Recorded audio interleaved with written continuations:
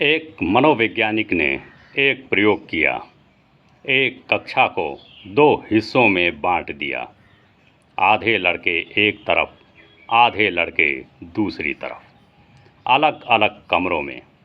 फिर पहली कक्षा में जाकर कि यह गणित बहुत कठिन है, तुम में से कोई भी हल नहीं कर पाएगा। एक प्रश्न लिखा बोर्ड पर और कहा कि यह इतना कठिन है कि तुम्हारी तो सामर्थ्य ही नहीं कि तुम इसे हल कर पाओ। तुमसे आगे की कक्षा के विद्यार्थी भी इसको हल नहीं कर सकते।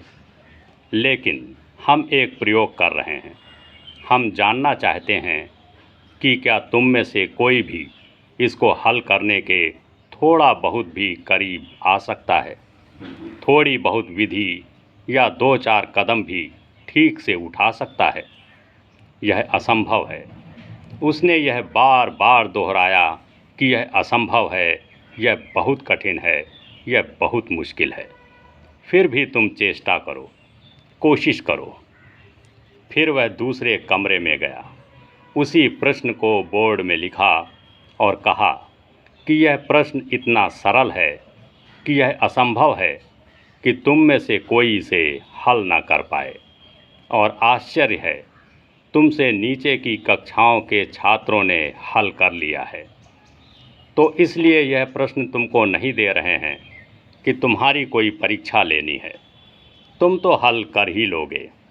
यह इतना सरल है। सिर्फ हम यह जानना चाहते हैं कि क्या कोई एक आध ऐसा भी छात्र है जो इसे हल ना कर पाए। सवाल वही, कक्षा वही, बड़े अंतर आए परिणाम में।